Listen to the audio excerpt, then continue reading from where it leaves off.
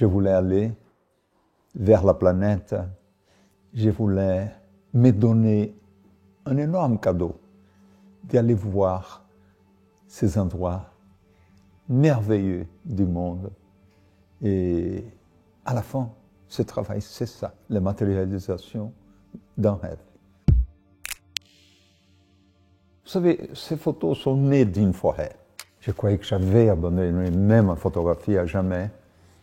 Mais après des années qu'on avait planté des centaines de milliers d'arbres et qu'on a vu revenir la vie sur ces arbres, m'a donné un envie fou de retourner photographier.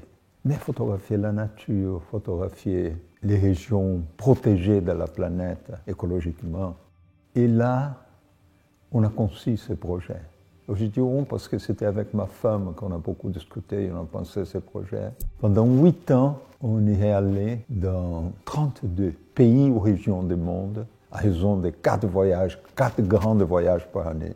Il fallait avoir une grande organisation pour y aller. J'avais 4 grandes caissons plastiques qui correspondaient à certaines régions, chacune des régions du monde.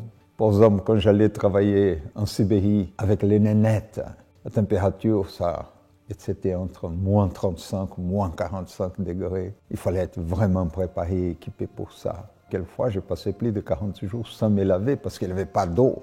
Il fallait vouloir y aller. Il fallait avoir une passion. Il fallait tenir. Mais par contre, j'ai découvert la planète.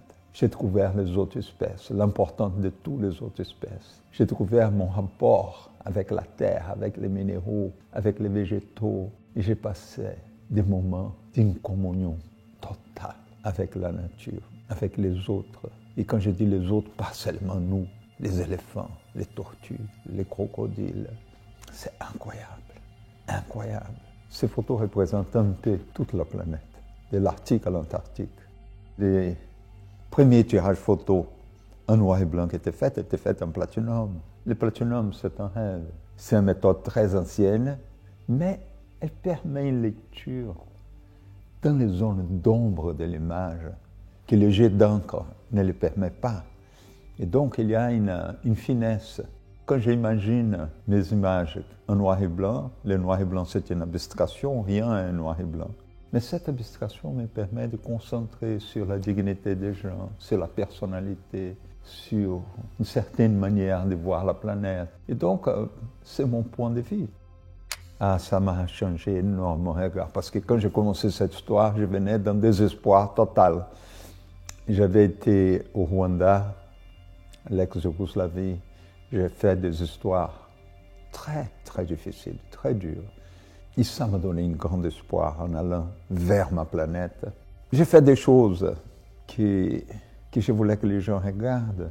Parce que peut-être, si on arrivait à nous convaincre, mais il faut qu'on soit tous convaincus, on peut organiser une manière de survivre. On a des gouvernements comme aux États-Unis maintenant qui, à peine ils ont pris place, qu'ils ont nié déjà une quantité de pas en avant qu'on avait fait pour approcher de la planète, pour régler certaines choses. Et en Europe, d'une manière générale, on est en train d'aller en arrière et on va à nouveau, tu vois, sans frein, sans rétention, vers une destruction chaque fois plus grande de la possibilité de survie de notre espèce.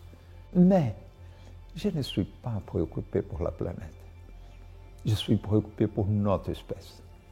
Notre espèce, elle est trop prédatoire pour vivre en paix avec les autres espèces, avec la planète.